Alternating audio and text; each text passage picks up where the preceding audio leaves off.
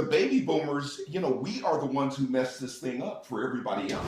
Our problem is with money, we spend in such a way that we become the victims and the perpetrators of our own suffering. And the problem I'm trying to solve is poverty and a lack of hope among Black people as it relates to finance. Even the schools are a part of this with their unwillingness to teach basic financial literacy.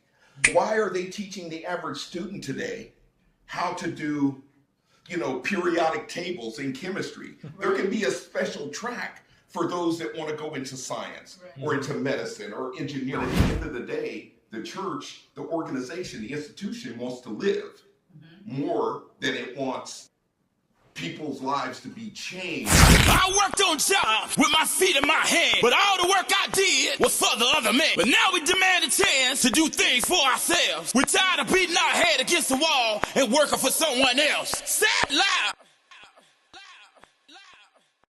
Hello everyone, welcome back to the Pick Your Own Cotton podcast. It's been a minute since we recorded, had some life tragedies and events going on, getting through holidays and whatnot, but we're back and we're here. It's a new year and we're here with our guest, Mr. Stan. Yes. Why don't you go ahead and talk a little bit about who you are, what you do, your business.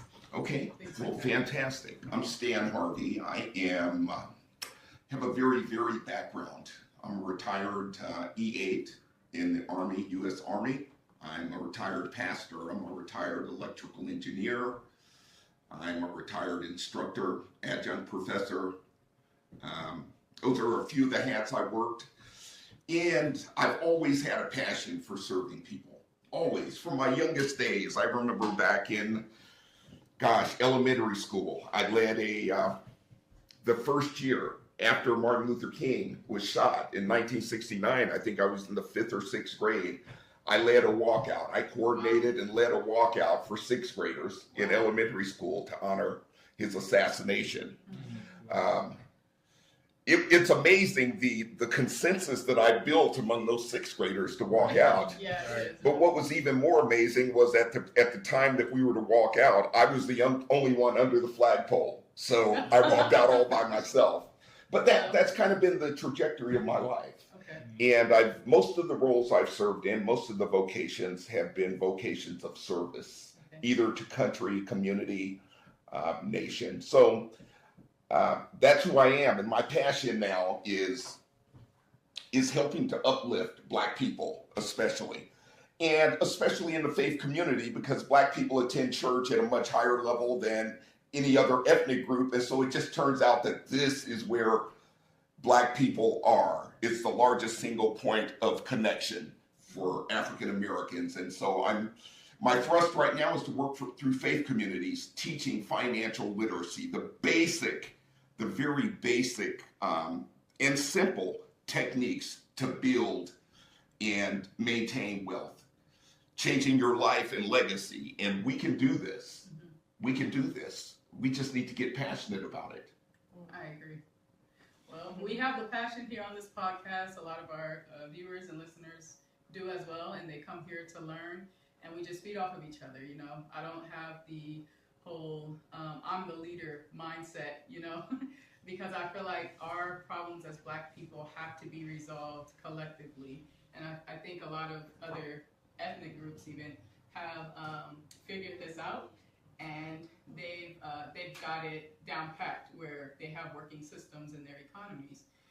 But we tend to not see it that way as a group effort. It's like, okay, who's going to lead us? Who's going to be the next Dr. King? Yes. It's like, yes. Well, if he did his job right, then we should follow.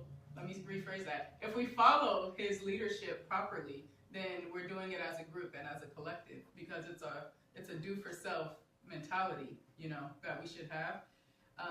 But we don't do it completely alone, like me, my four, and no more. We have to embrace the entire community, because that will prosper all of us even better than it can. But, okay, you guys stay over here, I'm going over here with these because, they're giving me this big salary or better neighborhood or whatever the case. That's fine, but give back to your community, because ultimately that's going to feed your children, your grandchildren, your great-grandchildren, and leave a legacy. So that's kind of our mentality. Yeah, I think that's a great mentality. I think I mean, there are some challenges there because the whole notion of community has really been fragmented with the integration movement and the civil rights movement.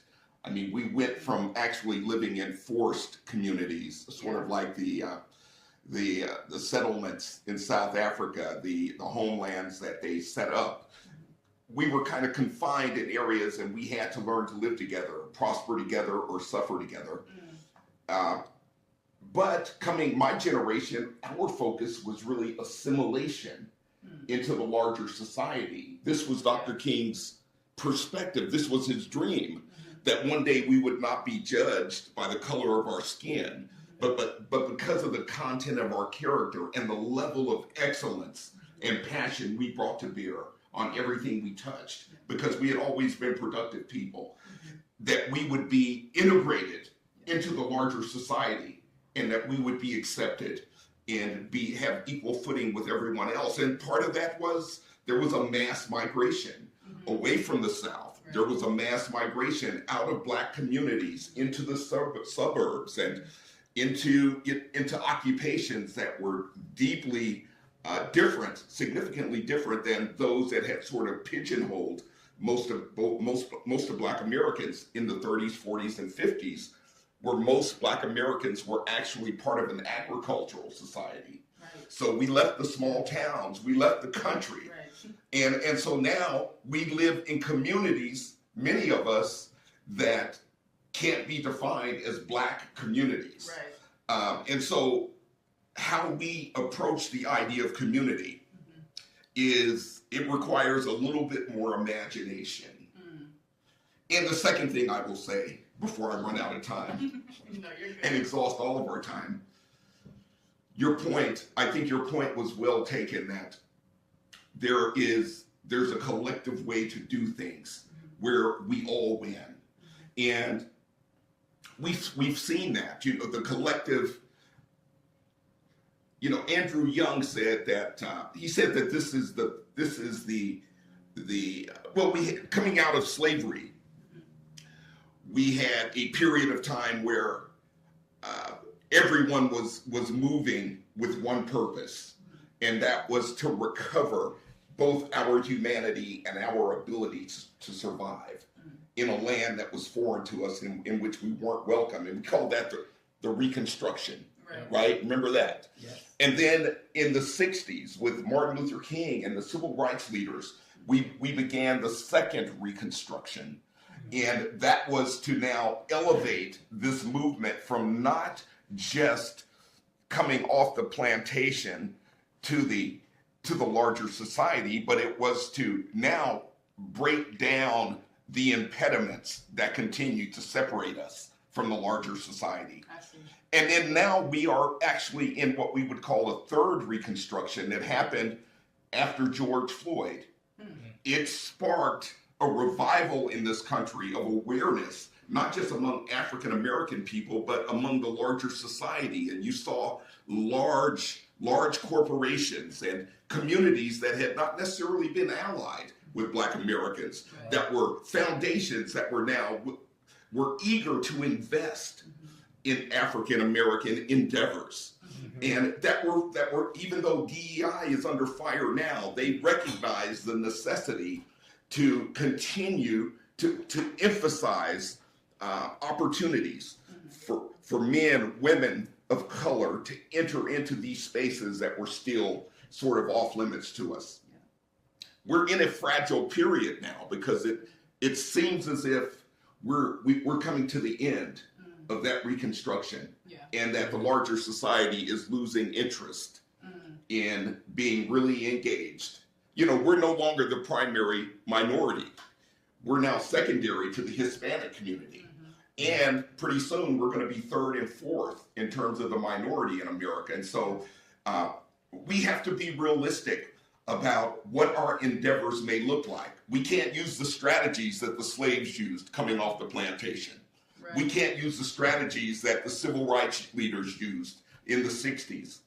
We've got to use strategies that are appropriate to the moment in time that we're living in. Right. And I believe that financial literacy is the civil rights issue of our time. Okay. It's not black against white. Right. It's everybody against a system that recognizes one operating system, and that's money. And until we begin to understand that that's where our energy needs to go, I think we're going to flounder, and we're going to see continuing generational pathologies in our communities that have haunted us since we left the plantation. That's a lot, isn't it? No. Okay. You guys tracking me though? Yes. I'm definitely hearing you. So now as I get one question, you answer it. Okay. Okay, so just based on the what you said about the third Reconstruction, Yes. would you say that that was a progressive time, or what was lacking during this time that is coming to an end now? What could have, been better if we were going to look at the black race as needing assistance in competing in the economies, because now we're third, to Asians, Hispanics, Right. whatever. Right. I know you said financial literacy, but is there anything else that's tangible that we can change, starting tomorrow, that really is lacking? Absolutely. Okay. Absolutely. And this may be very controversial Well, with your listeners. that's why we're here. My listeners love controversy. But the reality is, I've learned through all of my endeavors that there's 1,000 different things that I could come on this program and spout hate and discontent against. But there's only a few things that I can really control. Right. And I can't control what's happening in Washington, D.C. Right. So consequently, I'm not anxious about anything that's happening in Washington, D.C. I can't control what's going on in my faith community. My church, they have a pastor, they have leaders, they deserve to do it the way they want to do it. Right. And I can enjoy fellowship with them and be a part of that, but I don't have to buy into the angst that, so before I start to filibuster on that, let me just answer your question. I think we must all agree that there are some cultural impediments that we have allowed to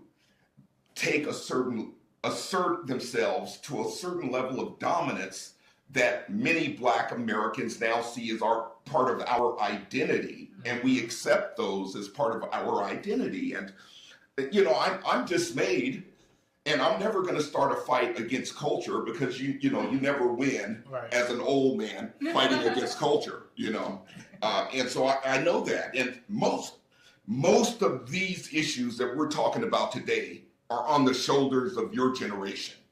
Like, you guys have to solve these issues. Well, Dr. Umar says that the youth carry the revolution. That's right. And there are barriers to that, because, in the words of Tupac Shakur, no one listens to the youth.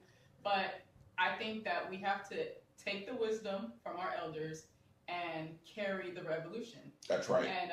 And another barrier to that is, there's a power hungriness from elders, because they've been putting in groundwork and they've been waiting patiently their turn, so they don't want to give up their positions, and they're 80 years old. But at 80 years old, you don't have the energy that a 24-year-old would have to do these things. So I think, and I don't know what areas you were going to list, but I think what issues that I see are like gatekeeping information. Elders need to pass down wisdom. There's like this pride, like, oh no, I figured it out. I did this, and this, and that, and you need to do the work that I did, and humble yourself. And it's like, well, yes, but no community or economy thrives on gatekeeping information. That's right. I had a Vietnamese, he wasn't my boss, but let's just say he was my boss. He was a pharmacist, and I was a pharmacy tech. Okay. And he told me that, he was just telling me the issues in Vietnamese with poverty and, the economy and things like that. So I asked him, well, why do you think that is? And he said, I'll tell you, it's because they don't pass down information. They hold on to it, and, they're not nurturing the youth in that way. Yes. And they're just, gatekeeping information. And I think we have that same issue in America, Black America. No, I think you're right. But I think that is certainly not unique to Black America. And you illustrated that. as an issue that's also at work in other cultures. Your Vietnamese friend, and there is a certain seduction that accompanies great power and great position, and that's just the nature of power. And so we have to resist that, even at your young age. We've had the movements, the Black Lives Matter movement, where we had a few that became sort of the epicenter of a particular movement. And in retrospect, we have some legitimate critique on how they used the power that they were able to amass. But I mean, they played a constructive role at a time where there was a void. But my point on power is, the thing I've learned, Carissa and team and precious audience, is that we're never going to win by changing an existing power structure. Okay. The way we win is by creating new institutions that make the existence of the old institutions irrelevant. Okay. And that's what we do with financial literacy. Yeah. We don't need. There has never been a more explosive time in all of human history for Black people to finally leverage all of the attack vectors that are available to gain information. There is no sole holder of information anymore. Right. You can find all of the information that has been amassed since man came out of the cave through social media, through AI. It's all out there. Sure. So our problem is not that we don't have enough information. Our problem is that we have behaviors that make smart not cool. We've made thug culture cool. And my generation had a part of that, but your generation really owns it. Where we go from here. There's no other culture, there's no other ethnic group that publicly demeans its women in the way that we do. But we continue to hold this up. Like, I don't know what the tension is for you all, but as someone that came from a generation that we wanted to demonstrate that we were worthy of respect, there's a certain revulsion that we feel when we see our brothers and sisters being disrespected by the music and the culture that we push forward through our dollars. And so that's a fight that's not my fight, though. Okay. And that's all I'll say about that. But I just want you to be aware. I think another cultural impediment is that we don't talk about money as Black people. We're not taught, nobody in America generally is taught financial literacy. That's why we must teach each other. That's why we must teach the kids. That's why we must teach grandma. And we must change the mindset that this is something that we have to do. Okay. Like, there is no future. Like, the trajectory, all of the indicators are going the wrong direction for Black Americans when it comes to money. And the solutions are simple, but the solutions will not come through institutions. Right. The solutions will not come. Institutions have to make money. So, I have another friend who is a pharmacist. Or let me just say this one thing. And please hold on to your thought. Sure. And forgive me for cutting you off. Cut you off. But I'm just inserting this parenthetically, in parenthesis, for where you are, so that it doesn't seem rude, even though it was rude. I'm sorry. No, I cut you off. You're good. Institutions have a goal of making money, but at their core, all institutions have a singular commitment to sustaining the life of the institution. Yeah. That's why bureaucracies ultimately always fail. That's why people are questioning the Department of Education and the Department of this. We poured trillions of dollars into programs that were supposed to uplift people, and they've done some good, but we see that the primary imperative for them operationally is to uplift the bureaucracy and those that work in it. And so I say that to say that, I think, Carissa, that we must be crystal clear. Financial literacy, like, money doesn't care what color we are. It doesn't care. Right. America now, We're a capitalist system. And there is only one operating system in this capitalist system. You know, our Samsungs have an operating system called Android. Our Apple phones have an iOS. Right. iPads, MacBooks, all of our PCs that are Windows-based have a Windows-based. It's one language that drives everything. And the language that drives our capitalist system is not black, white, Hispanic, red. Right. It's money. And if we learn to speak the language of money, we operate and prosper in the capitalist system. In the same way as if you want to code in an Android system, in a Samsung, you have to learn the language of Android. And so this is about teaching people the simple basics, the simple rules of money. The crazy thing for me is I really didn't learn about money until I retired. Like for 45, 46, almost 50 years, I worked. And I never really understood the rules of money. It wasn't until the late 20 teens when I became interested in what was happening with digital currency. And as an engineer, I was intrigued by the technology. Right. But as I explored the basics of Bitcoin, I found out that I couldn't understand Bitcoin without understanding how money worked. And I didn't understand how money worked. And so I've spent thousands and thousands of hours learning how money works. And now that I've done that, I am committed to enlisting an army of people that I work alongside to teach in every church, every Black social organization, every Black kindergarten, every public school in our communities, right, that we teach our people how to handle money. That my grandson, who is 5 years old, that I begin sitting down with him and teaching him age-appropriate information about money with the goal of changing behavior. This is the problem. We got bad. I'm not blaming the victim. And it's not just Black people. Most Americans, 75% of Americans live paycheck to paycheck. Yep. I'm told that people that make of the people that make $100,000 a year, which is adequate income, 50% of them live paycheck to paycheck. Of people that make $200,000 a year, over 25% of them live paycheck to paycheck. So it comes down to a few simple things. And the good news is you don't have to do everything right and build wealth and legacy. But there's a couple of things you can't do wrong. And so the good news for us is there are people that are anxious to learn.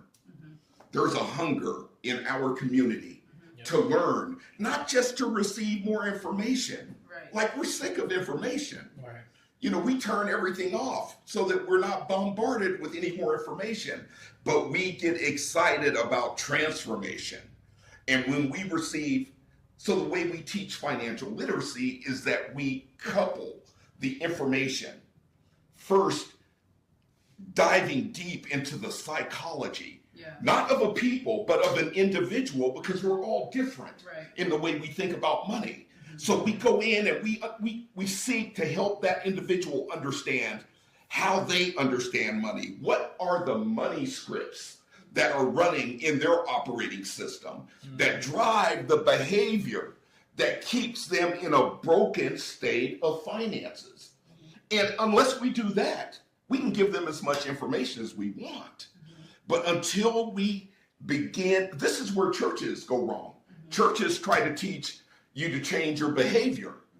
But Jesus Christ says that this is a mustard seed faith. Much of what happens with the mustard seed is never seen on the outside until it flourishes. Okay, we're back. Yes. You were on a roll. Well, I was just finishing a thought about... I'm glad you remembered. Well, I'm confident that everyone else has forgotten, so whatever I say will seem like just a natural continuation.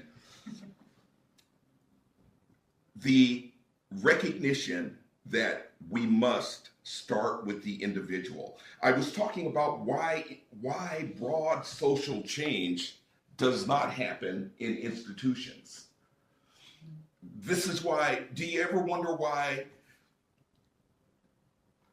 so many people go to church, but you see so little change in people's lives, even though they go to church, even though, and I'm a pastor, but I really don't care what your spiritual beliefs are. Okay. I just have to tell you, I don't care. I want to see your life uplifted, because I believe you can know the joy of the kingdom a lot more effectively if you have financial strength.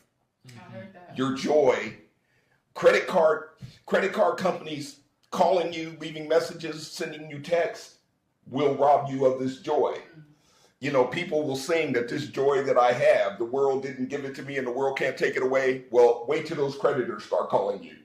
Your joy can dissolve very, very quickly. And the practicality of the dynamics of learning is part of the problem with our educational system is we're still trying to teach one size fits all to a generation that is totally different, Right. that has talents and aspirations that move well beyond. My daughters took the same curricula that I took in school in the 60s and 70s, but society is totally different. So we have to work with individuals, Right. and we have to understand where the individual is, and we have to curate an approach that is unique to that individual when it comes to teaching financial literacy.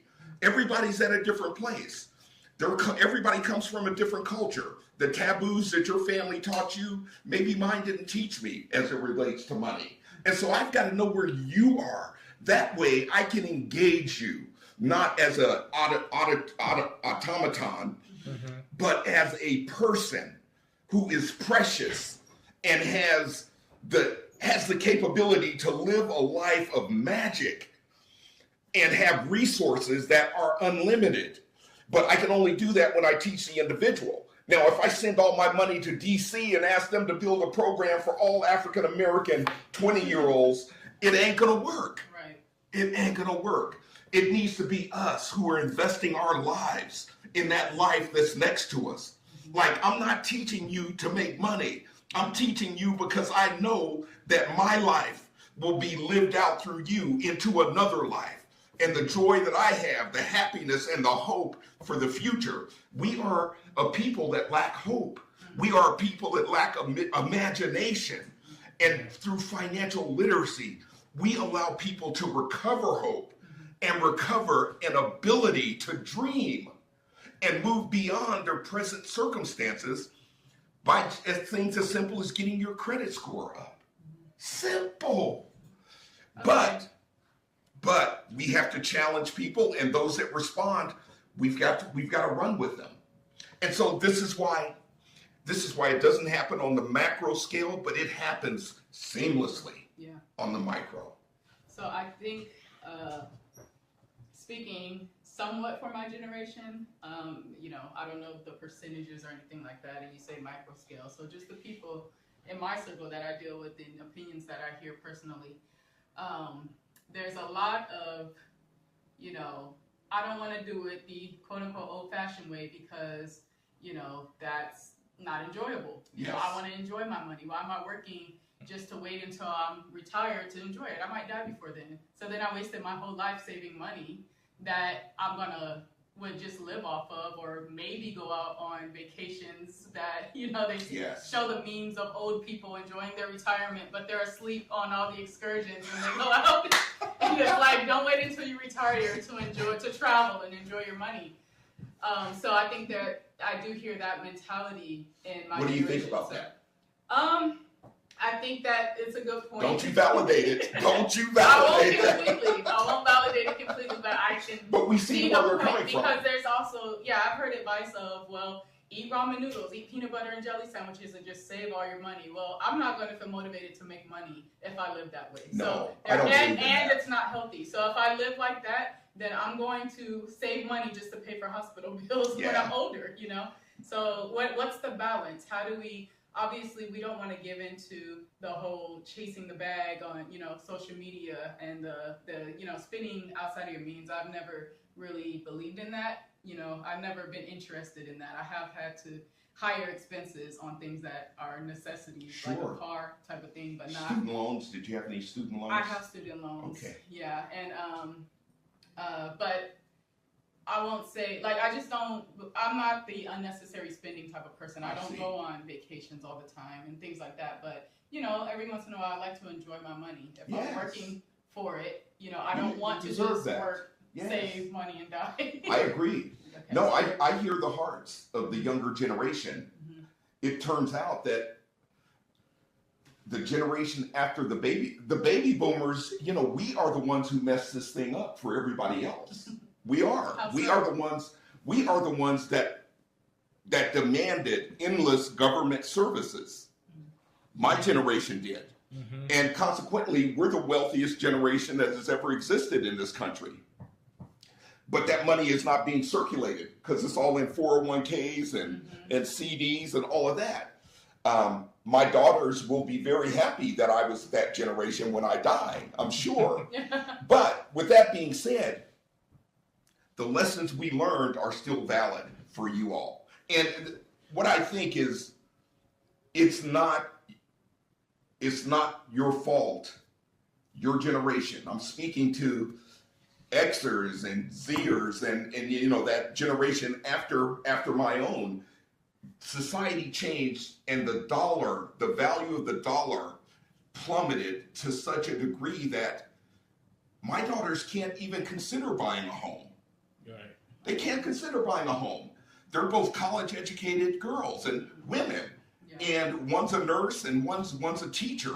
Obviously the teacher is gonna, you know, the struggle's gonna be a little more real for her. But remember what I said, the struggle is only real if you spend less than you earn. Or if you spend more than you earn. You must spend less than you earn.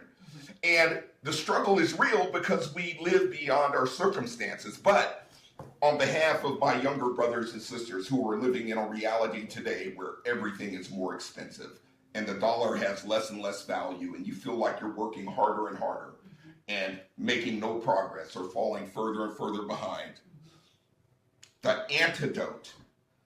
antidote is to spend less than you earn, to save 10% of your income, not in a bank.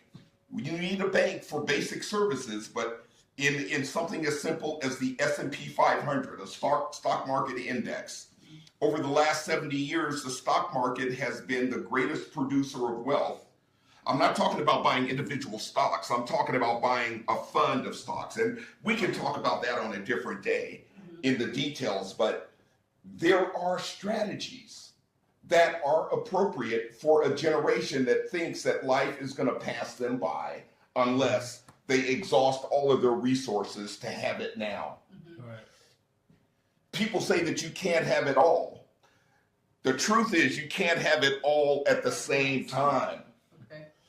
There is no such thing as a balanced life when you're young. There's a season of life where you're going to have to commit to work hard and smart. Mm-hmm. This is where you're building momentum.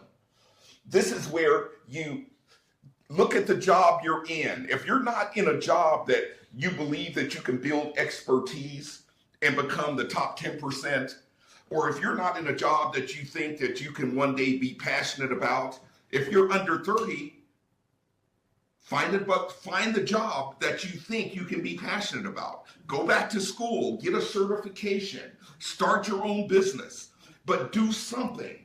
Do something that gives you an energy and a purpose about life. You know, this whole surrendering, this whole I'm just giving up and I'm eating and drinking and I'm going to be merry because, you know, tomorrow I die, or Carissa, Tanjane, and Brandon. I'll never forget that because I own land in Brandon, Mississippi, which is a mess because my grandfather didn't have a will, but that's a different story. What you all in your generation has to do as you're sitting here, as you're sitting or driving or at the gym listening to this, what you have to do is you have to put your future self in these chairs, your 50-year-old self, Put your 50-year-old self in that gym or in your car, wherever you are, and your 60-year-old self and say, what is the life that I dream of for my 50-year-old self? What is the life that I dream of? Real dreams that you're passionate about, you're willing to sacrifice for. You've got to find a motivation in your life that you're willing to sacrifice for. Because if you're just going to be a victim, you're making it difficult for the rest of us that are trying to uplift a generation. And so you must rethink some of that. I would say that it's not your fault that you feel that way, but yet it is broken thinking. It is not a way of thinking about the future that's going to benefit you. Enjoy some of your income now. Take trips. Do things that energize you, but commit to work hard. You know, chasing your passion. When I was young, the whole craze was in the late 70s and early 80s was chase your passion. And it wasn't until years later where I came to understand that and read all the studies show that that is a farce. Most people that chase their passion do not enjoy financial stability. Look at the number of entertainers that have chased their passion and are working 3 or 4 jobs so that they can do the one thing. Hey, if you're willing to make those trade-offs, fine, but think of the thousands, the tens of thousands of actors. There's only a handful of them that make enough money acting to have a reasonable lifestyle. That's just the truth. Yeah. Now, if that's what you want, if you're willing to trade off, if you're willing to live that way to achieve your passion, then so be it. But here's the dirty little secret that my generation and your generation, neither of them wanted to accept. The dirty little secret is there is no progress without hard work. And Cal Newport wrote a book in the early 2000s, and I'll let you get on to your next point. Are we out of time? No. He wrote a book called "So Good They Can't Say No." Okay. And what he found he was a PhD from Stanford, your school, right? No, I went to USC. USC. Okay, he was a step down from me at Stanford. But he studied thousands and thousands of people that were successful. And he found that almost none of them had become that by chasing their passion. What they had done was they applied everything, every level of energy and commitment they had to the job they were in. And they developed a level of subject matter expertise in that job, while 80% of the people were doing the bare minimum to get paid. And they began to separate themselves from the average worker. They became the go-to people because they were getting up early and they were staying up late, and they were continuous lifelong learners in the area that they were in. And they found these thousands and thousands of very successful, both intellectually, financially, and spiritual people found that they began to become passionate about jobs that they never dreamed that they could become passionate about. Because our passion is a function of really 3 things. And all of them have to do with control. Being able to control when and where you work, who you work with, what assignments you take, when you can take vacation, how long you can be gone. Yeah. When you start to get control over these things, how much money you make. When you begin to write your own ticket because you have a level of subject matter expertise that is birthed out of hard work, willing to go beyond where the average are, then you will find yourself at that level where the organization, the institution won't be able to deny you. They need you. You become the value player that they go to. And so you begin to talk to them on equal footing.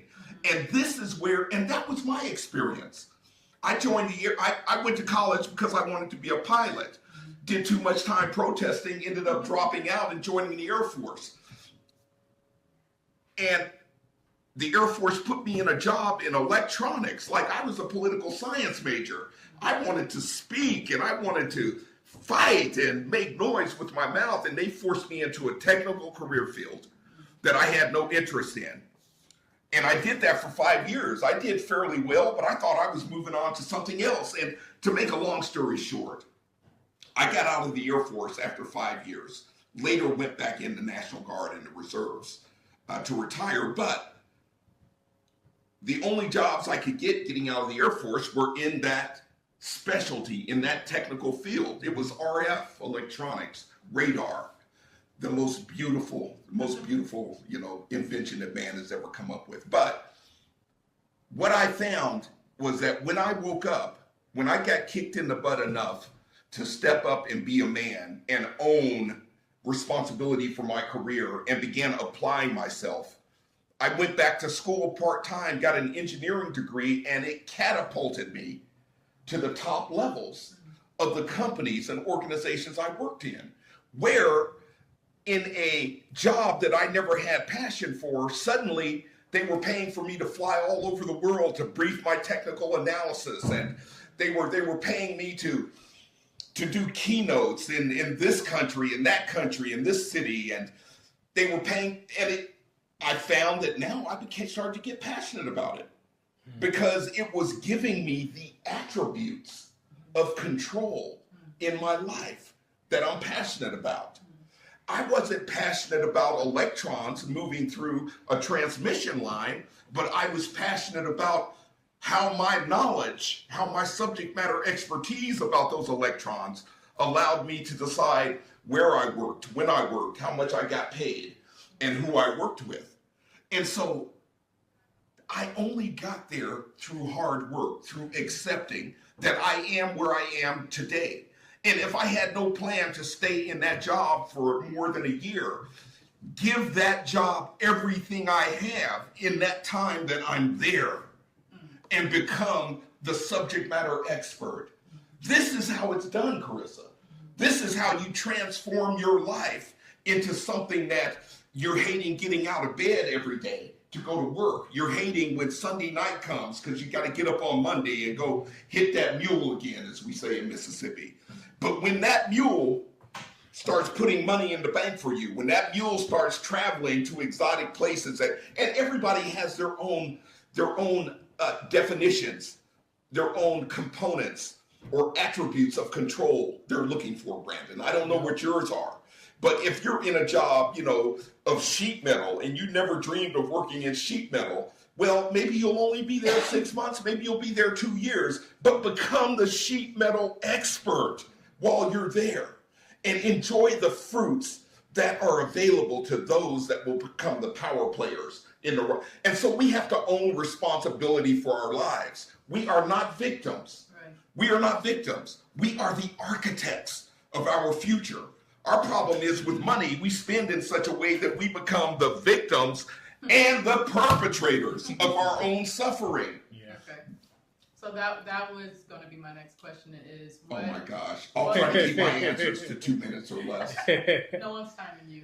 What consumer behaviors threaten our financial future? So do you think that we're spending more than we make, or spending all that we make, or what is the issue? Spending on unnecessary things? Well, yes, absolutely. But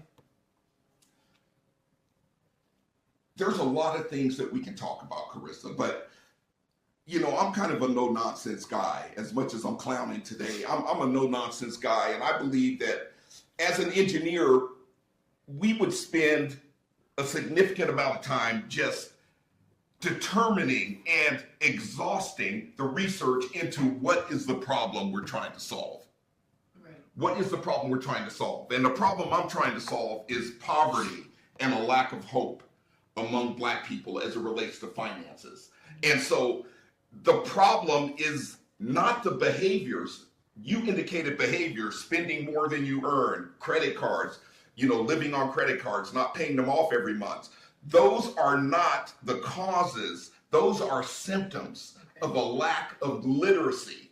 So financial literacy, a lack of the illiteracy that exists broadly, not just in Black America, but especially in Black America, is the basis, is the starting part. It's the starting point for everything that jacks us up financially. Because once we know better, and we learn how to integrate that know better into acting better and more responsibly with our money, we turn everything around.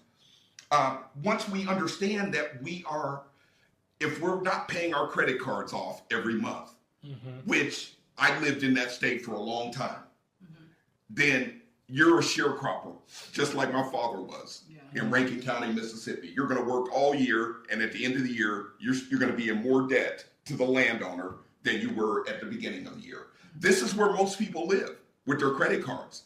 They end up at the end of the year in more debt than they were in January when they made all the New Year's resolutions. So the core of our problem is a lack of information. The Bible says that my people suffer from a lack of knowledge. They perish by a lack of knowledge.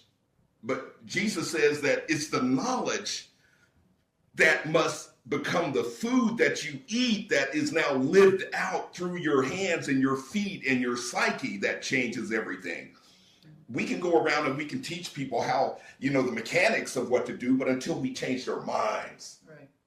And that's the core of our problem. We need to change our people's minds. Yeah, I would say that one major issue in this generation, speaking for not just, millennials, Gen Z or whatever, just everyone as a whole, is that we have so much information, like you talked about, we have information overload.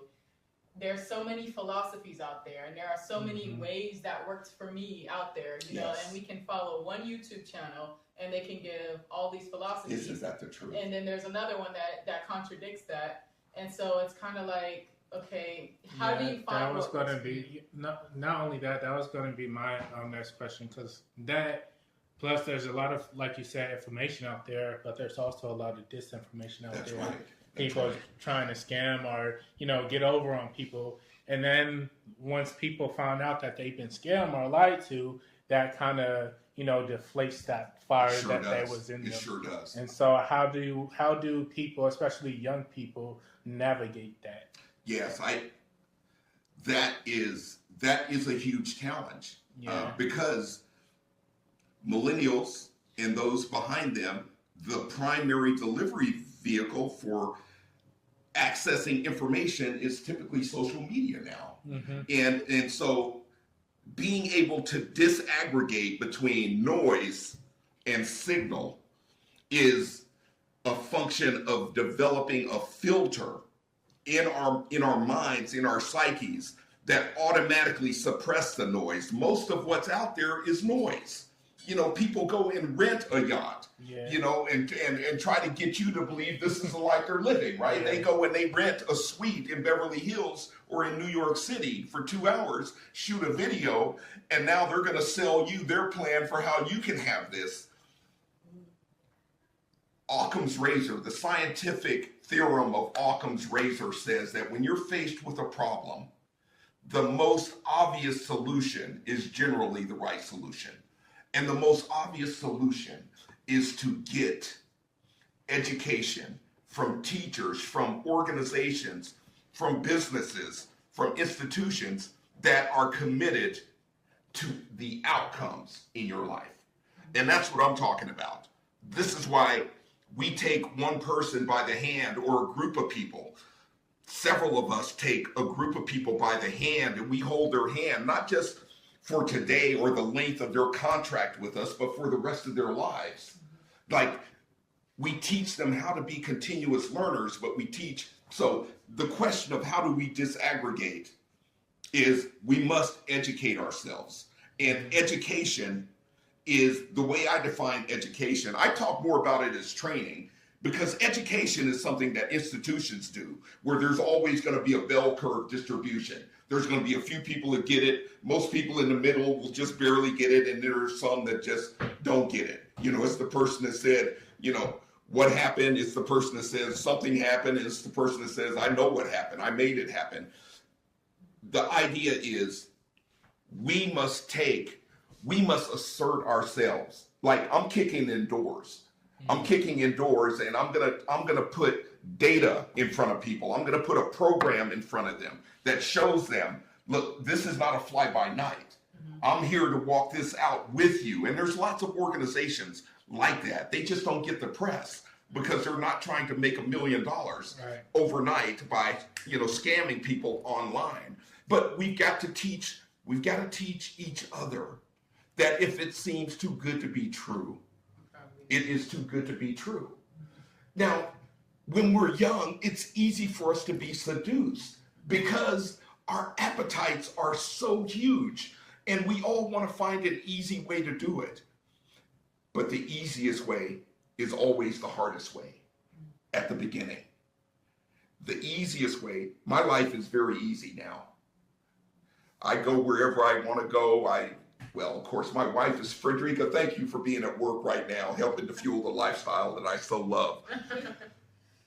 But we did a lot of hard work. I was terrible with money for most of my young life. The good news is I married a woman who was good with money. She was terrible at saving, but I was great at saving long term. She was great with paying off credit cards. I was the one that tried to sell the ship off the edge of the world by overspending with credit. But I found someone in my life. We need mentors. We got to give people mentors, teachers that understand the material that they're teaching, that aren't going to primarily reach out to them through social media. We're gonna demonstrate the power and the success of what we're doing, one person at a time, and then let word of mouth. Because everybody gets there at a different time. There's always going to be scammers. There was a scammer in the Garden of Eden, as that literature talks about, and he was very effective at deceiving the most enlightened man and woman that were supposed to have lived, at least at the beginning. So it's easy. We can make mistakes, but we must recover.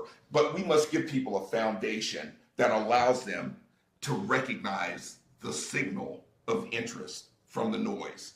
In all of technology, on our phones, on our computers, in our cars, the battle in the software is always to suppress the noise that the engine is making, the noise that's coming from the outside world, to be able to focus and integrate on the signal of interest. The signal of interest, the pearl of great price, is the information that we're talking about that will unleash your economic potential, which are the basic fundamentals of money. But all of these other things you talked about, Brandon, are the noise. Mm-hmm. And so by teaching the basics, we help people to easily resolve the difference between the valuable and the worthless. And it's a filter that we develop. The filter attenuates or suppresses everything that is noise and amplifies everything that is the signal of interest. That's what we latch onto. And so that's why I say information alone is never transformational. It has to be, because most of the information is noise. Right. And so we have to find the information that's valuable, and that's what we do at the ground level. So to the point that information is noise, there are many reasons why I don't, follow someone online and kind of follow their way, because yes. I always, hear of, oh, this girl did, this, whatever, hair business, and she teaches people how to do it. I think that's great, but those are tips, Yes. It's not training, it's not education, because her story is not your story. That's and right. She's not going to give you the full story. She's not going to tell you that her grandparents funded That's right. this thing, and that you're working and grinding to put money in, and it's not going to work for you that way because she paid her bills and someone else funded her business, or whatever the case, Yes. And there are scenarios like that, and so it's like, okay, but she did it. Yes, she did, but she had more support than you in certain areas, or she had, something else going on that you're not getting the full story. So she's not your mentor. She doesn't know you. It's not hands-on. And you have to really sit with a person and know their story and share your story. That's right. In order to really mentor them. But I think that's kind of a lost art. Like the discipleship is really dead, I think. even in the church, because people try to disciple over the pulpit or, God forbid, over social media nowadays, you know? Wow. Yeah, and it's like there's no person-to-person connection because, and it's not just the church. This is not an attack, but no, I see where we're going. This is let's speed up on the church, mentorship. and you've opened it up to something that I'm really good at. So we can camp out there. Well, even being a outside preacher, of the you know. church, I have my sister-in-law's brother, my brother-in-law. He graduated the same program I did a year before me. So, you know, he kind of took me under his wing a little bit, just helping me with my resume and experience and things like that. Yes. To landing my first job in the field. First full-time job anyway, and he was telling me that he has a mentor, and she works at Disney or Disney Plus, you know, some sector of the Disney family. Yes. But she's not a great mentor. But she's just a network person now. At this point, he can say he knows someone who works for Disney. Yes. She could be a foot in the door if an opportunity arises. But she's not a mentor where she sits and says, this is what I did, here's what you can do, let me know your story, what resources do you have, what family dynamic do you have, how do they support your, you know, career path and things like that. So I think it's just dead on many levels. Well, I think that we have to, so I have a mentor also that when I started this business about 3 years ago, I connected with an old friend. This young lady was, she's out of Boston, and she was an engineer back when I was a technician back in the early 80s. She had already gone to college and gotten her degree. She started out as a technician like me. And then she went on to start 3 or 4 different defense contractor businesses. And, you know, she's frighteningly wealthy, with both knowledge and resources now, but she came alongside of me and mentored me in how to start a business. And and there's some things that she's awesome at, but I find that there's other areas where I need a different mentor. So it's not a one size fits all. I think Brandon, one of the things we do is we start out by building an organization of friends that have a common mindset that we can speak truth to. And that we can talk about our goals and aspirations, and we can talk about the latest scam that we saw, and we can sanity check each other. We can speak to each other like that, right? But a lot of times our tendency is to get sycophants around us, people that will just agree with everything that we want, everything about us, right? Yeah. We want the willingness to critique one another. But this only comes through relationship. Yeah. You have to build relationship in order to, you know, critique me. Because, you know, I don't like to be critiqued by anybody, especially myself. So, you know, I tell myself as many lies as I need to confirm my own biases about myself. But it's the willingness to say, self, you've been wrong. Yeah. And so it's not until we're willing to bring that level of humility and then surround ourselves with people that are smarter than we are. Find a new, you know, sometimes the friends we got to this point with ain't the friends that we can move forward with, right? In the same sort of way. Yeah. And so we got to surround ourselves with people that both aspire to go where we're going or have already arrived and can share some of those best practices with us. Like that's an immediate thing that we can do. And it's more difficult for your generation. I appreciate that because you've grown up in a generation where personal interactions have been fragmented by other modes of communication. And so we have to seek to recover that where we can and leverage the modes that you're comfortable with to go deeper. And it's not only that, that's a big one, I think, but it's also the fact that in this generation, it's, and, you know, the one before us, I think, I'm a millennial, so Gen X, millennials, not sure about Gen Z, what they got going on, but I think there's a culture of what do you bring to the table, you know, to this relationship. It's in, you hear about it in romantic relationships, but also in platonic ones, where it's like, what do I get out of being your friend? What do I get out of you having you in my network and in my community? You know, what do I get out of it? And it's like, well, geez. You can get companionship. You can get, you know, someone to check you. I look for a check and balance system with my friends. That's right. Where I'm not, you know, don't just agree with me. Give me perspective.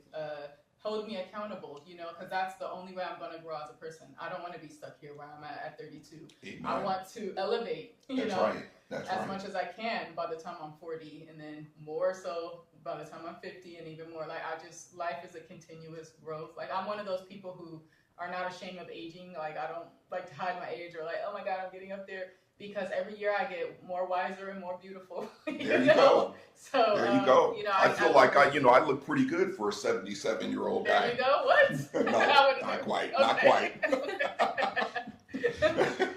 Well, yeah. So no, there's you're that absolutely aspect. right. Yeah, you're absolutely right. What do you bring to the table?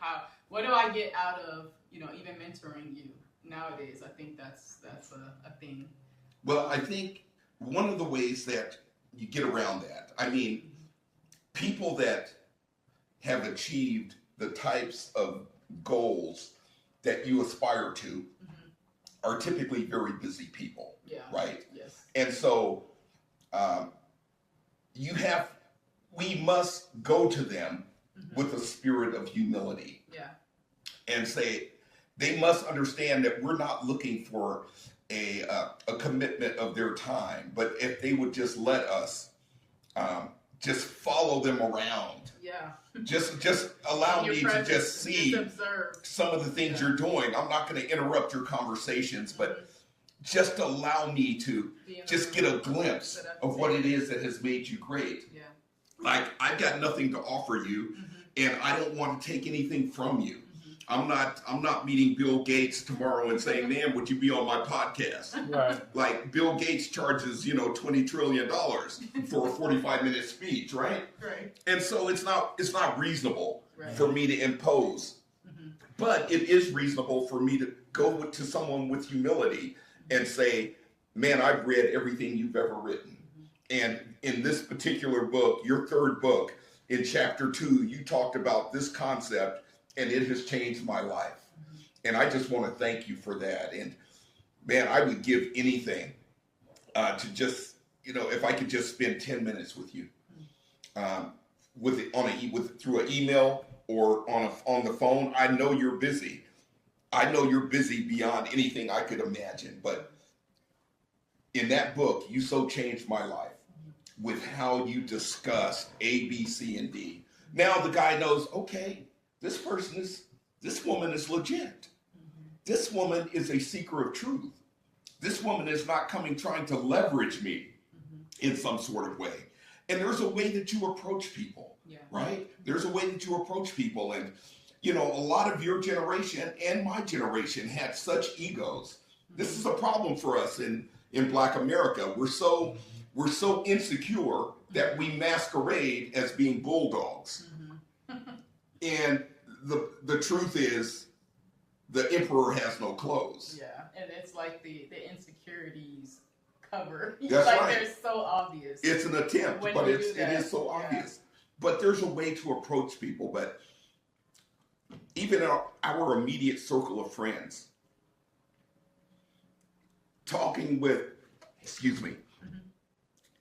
discussing with our friends, like, what is your credit score? Let's talk about our credit scores. And let's have a goal. The average Black person in America has a credit score under 620. The average, young, old, and indifferent, which means that you will always pay the highest interest rates, which means you will always have the least access to capital and financial opportunities. 620 was that low? 620. So the goal is to get into the 700s. Okay. And if you look at our communities around America, the communities that we burn down when it's a riot, they're all going to be under 620 in credit scores. Communities with 700 credit scores on average don't burn themselves down. That's just a fact of life. Right. And so the goal is, there's nothing magical about the credit score. What it shows is that there is a mindset now that is a mindset of building, not tearing down. Right. There is a mindset that understands, or beginning to understand, how to navigate the complexities of the world. Having those conversations with our friends, though, and if our friends don't want to have those kind of conversations, we need to find new friends. Especially in this period of your life that is so consequential. Your 20s and your 30s and your 40s are where you must grind it out. This is the way of humanity. There's the law of the farmer that can never change. What you reap in those years is what you will sow. And so if you reap ridiculousness, then you will sow in a way that has you as one of those that is suffering and is at the mercy of the state or the criminal justice system. These are the generational curses that don't just exist. This is a capitalism problem. Yeah. The people with the information don't have an incentive to share the information because the system is designed in some ways to exploit the ignorance of those who have illiteracy, whether it's finances, whatever it is. And you have to conceive that even the schools are a part of this with their unwillingness to teach basic financial literacy. You know, why are they teaching the average student today how to do, periodic tables in chemistry? There can be a special track for those that want to go into science or into medicine or engineering. But why aren't we teaching people the basic skills they need to function as a human? And so we're really good at identifying all the problems. I know I am, but I'm talking about the solutions here. These are things that we can say, okay, the system is victimizing me, or I can say, I'm going to educate myself so that I can exploit the system. Okay. And so we do that by building relationships at the ground floor where we can be a subject matter expertise that either brings up our friends or builds a larger group of friends that are further along than you or share the same passion that you do for driving your life forward. And then seeking out mentors that electrify you, and all they can say is no. But go in with some knowledge of the work they've done in a way that shows your humility, in a way that shows you've done the homework. Don't come to me saying, Stan, I want to learn everything that you learned in 45 years of hard grinding, and I want you to share it with me in the next couple of hours. Right. I'm like, that's not reasonable. Right. It's not reasonable. Well, what do you know about my life? What have you learned about me? And so this is what we model. We model humility to those we teach by affirming them, and because nobody is crazy, nobody's stupid. One book that you all must read is The Psychology of Money by Morgan Housel. Yeah, I read that one. It's a great book. I read it again and again and again because even in our most irrational financial behavior, we think we're doing rational things. It makes sense to us because our thinking is broken. But because we've either been there or we will be there, we have great compassion for those that are living in the midst of that because we understand the trap. And so we seek to, in a compassionate way, build them up, both with their own personal identity and with the knowledge they need to make sound financial decisions. When you can do that in America, you will not be one of the have-nots. All right, Stan, so we've got about 10 minutes remaining. So you want me to close in prayer about discipleship? Not yet. No, not yet. No, I'm yes. not closing in prayer. We'll give you 2 minutes for that. No. So you're a pastor, and you enjoy bringing correction to the church. Am I right? Is that fair? So you've opened up a very broad subject for me. I'm a pastor. Say yes or no. I'm a pastor who, for most of my time pastoring, recognized that something was awfully broken about how we were doing religion. Okay. So the answer is yes. Okay. Can we tie this into finances? So the way we're doing religion, so it said that the black church, just the black church in America, or religious organizations collectively raise $3 million every single week. That number seems very low. Low? Yes. Okay. That But number let's just seems say very it's low. low. But that's okay, on the low end. Okay, on the low end. Every single week, we're guaranteed to raise at least $3 million. Okay, so there are very limited black banks in America. Even the ones that are considered black banks are like 51% something else. Yes. Black schools, nowhere. Black hospitals, nowhere. What else? What am I missing? You know, just the things that would keep an economy funded, circulating, right? Black businesses. There's an example of a black church. I don't quite remember where. I didn't, do my research prior to this, but there's a church with a great example. They use the tithing money to open a Subway close to the church. They hire churchgoers. They feed the church. The church funds it after church every Sunday. They go there to eat. Things like that. So it's a great example of what the church could be doing with money to uplift the community and bring more resources in.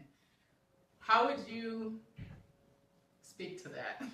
Yeah, I think that in all fairness, when I make a blanket statement about churches, so the problem is institutions. Mm-hmm. Church became an institution under the Romans. And it went from being house churches early on, where people were actually mentoring and discipling each other, to something that became a machine whose primary objective became, they have their mission statements, but at the end of the day, the church, the organization, the institution wants to live more than it wants people's lives to be changed. So the way I would speak to that is this. I'm not interested in taking on the battle of changing the way churches do church. Mm-hmm. I'm interested in doing church with a small group of people that see it my way, and discipling that group in a way that is focused on not you dying and going to heaven, but you bringing heaven to you right now in this body that you live, and exposing others to a heavenly way of living that's a blessing to everyone that touches you. That's an intoxicating lifestyle that makes people want to know, what is it that powers you? What is the rocket fuel? And teaching discipleship, not just in how to interpret the Bible, but that right now, interpretation, we are terrible at interpreting. We take a verse and we make it a fortune cookie. Everybody has their favorite fortune cookie verse, which is irrelevant most of the time to the actual passage that it comes out of. But we don't talk about things in context. So I won't get on that rant, but the bottom line is, we're not just bad at interpreting scriptures, we're bad at interpreting the culture that we live in America. That's why we're illiterate. We're biblically illiterate, so many of us that have degrees in ministry and divinity. But all we're doing, we live our lives repeating what we've heard other people say, people that we respect.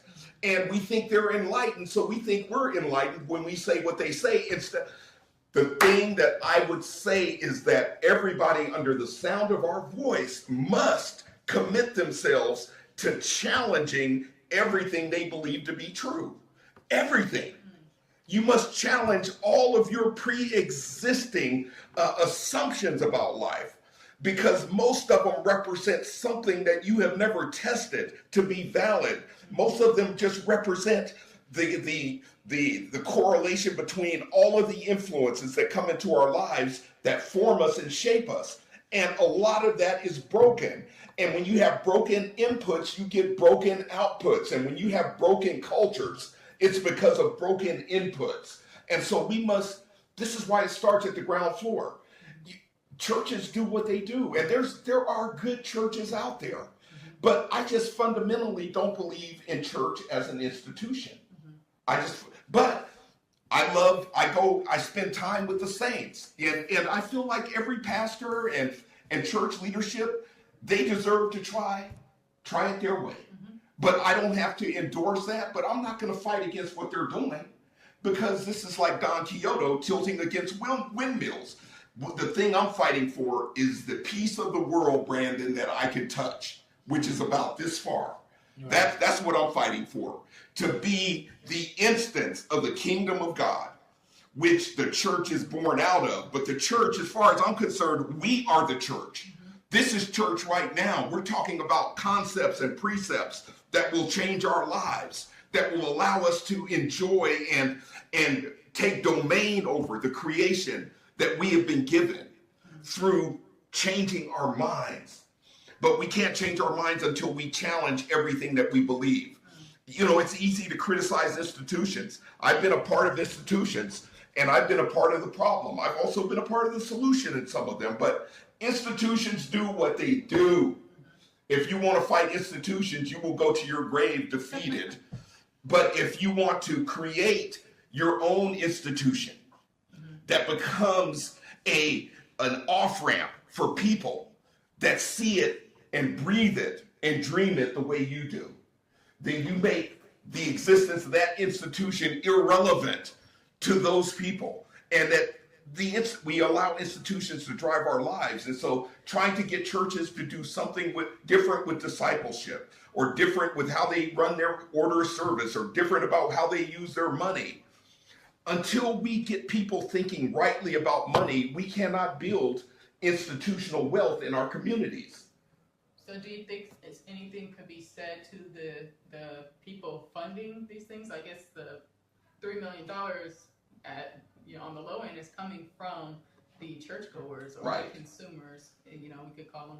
So is there anything that needs to shift in the mindset of you're giving money to an institution, and is it because you feel obligated to do so, because you feel like you're in sin if you're not doing it? Is there anything that needs, say what needs to be said to that, so that, we can kind of challenge the mindset and then the behaviors? Well, I think you're very skillful at asking me the same question through a number of different vectors to see if you can get me to, answer it a different way, in a way that's possibly more satisfying to your, to your thesis. But same answer. Well, it's not the same answer. It's a little bit different, but the bottom line is we all have free will. Mm-hmm. Trying to change people's way of thinking is not easy. Mm-hmm. Trying to change ourselves, Tanjane, is not easy. Can we all agree with that? Yep. It's not easy. And changing our minds is never.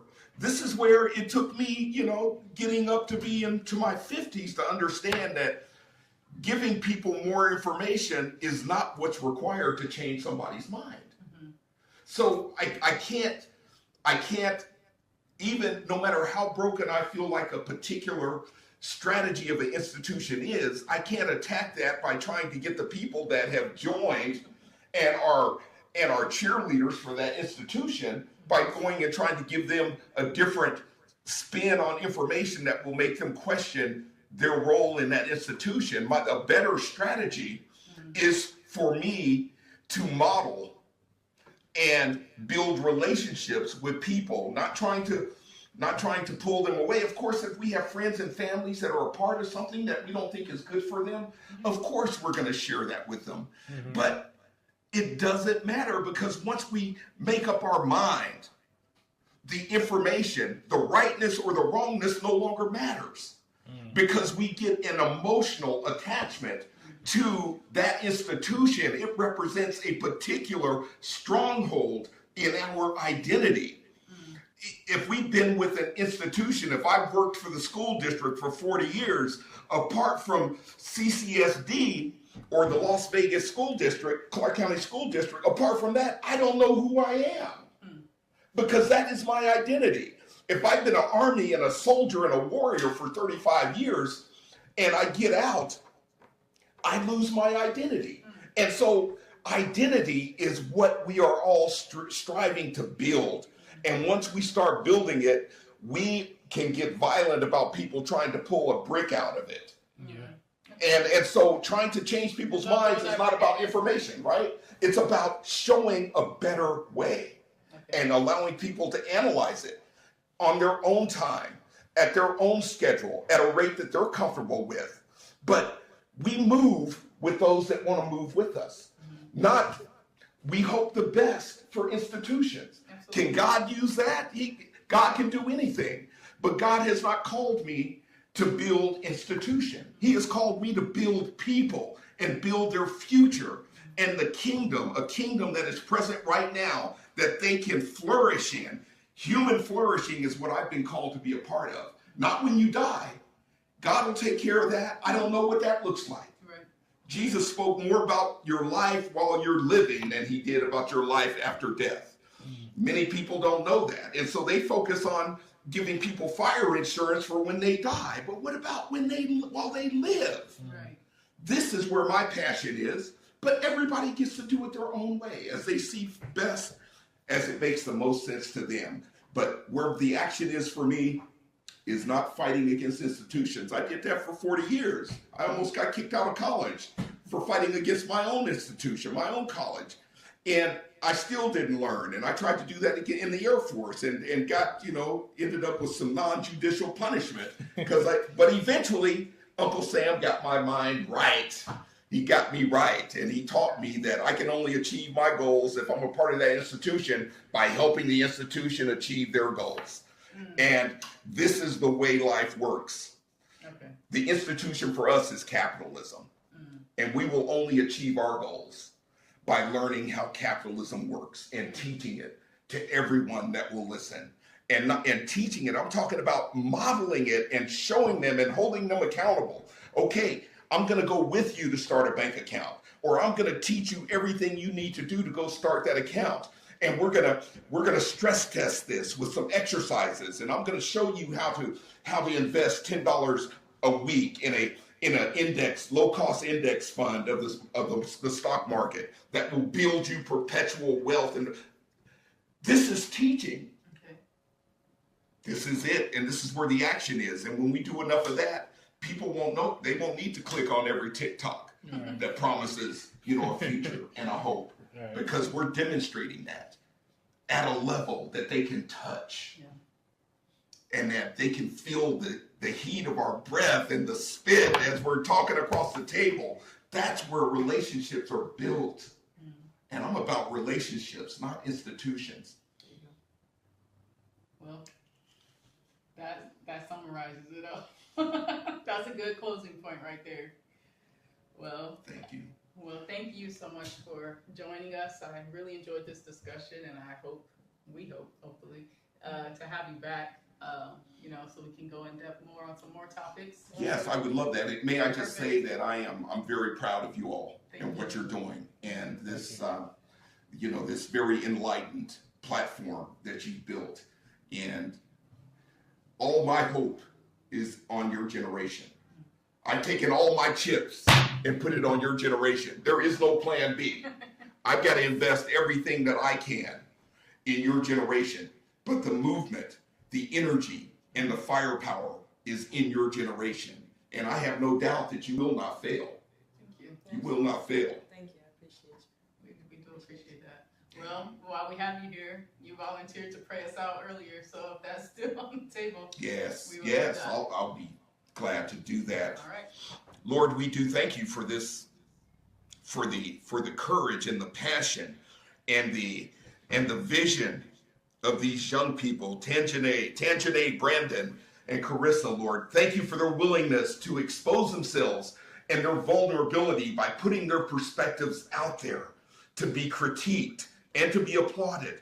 Lord, I pray that their tribe would increase and that you would give them the resilience that they need, Lord, to fight the race, to run the race that is before them, to fight the battles that they must lean into.